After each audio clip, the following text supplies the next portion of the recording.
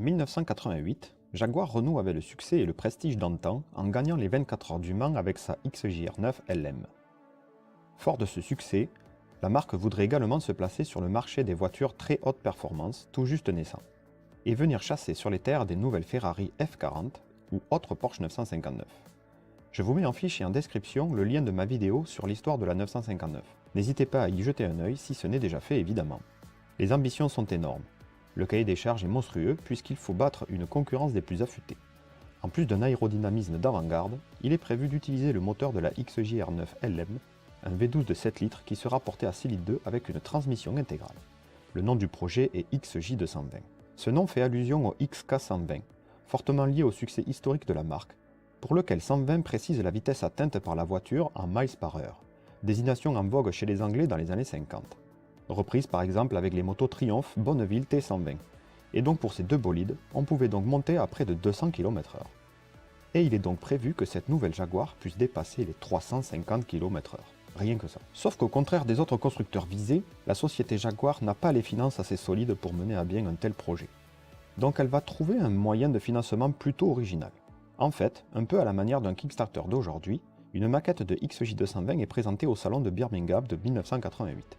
Et Jaguar propose aux potentiels acquéreurs de pouvoir réserver leur futur exemplaire moyennant une avance de 50 000 livres, ce qui représente en gros 125 000 € actuels. Ces sommes ainsi récoltées doivent permettre de relancer le développement et la production de la voiture.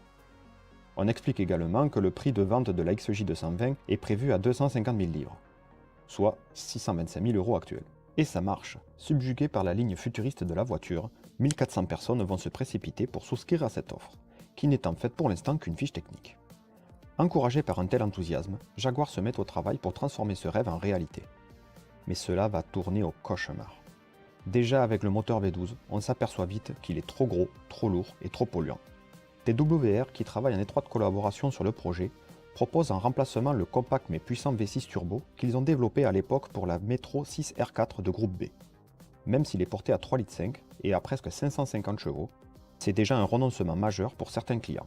Et ce n'est pas fini. Trop complexe, la transmission intégrale va être également supprimée. En 1991, les premières voitures de série sortent de l'usine.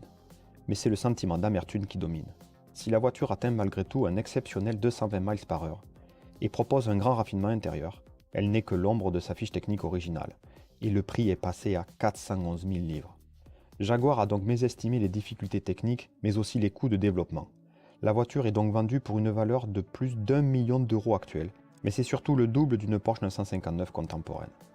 C'est simple, la plupart des clients refusent la livraison, et entament des actions en justice pour récupérer leur argent, car ils se sentent spoilés. Jaguar ne fabriquera que 281 exemplaires, et devra brader l'auto des derniers modèles pour pouvoir s'en débarrasser. Et si elle fut raillée à l'époque pour tous ses déboires et ses controverses, ce passé tumultueux fait aujourd'hui sa gloire en collection. Les quelques exemplaires qui subsistent s'arrachent à prix d'or. Et avec le recul, il n'empêche que c'est une sacrée auto aux performances époustouflantes. Elle a détenu le record du Nürburgring de 1992 à 2000 avec un petit 7 minutes et 46 secondes.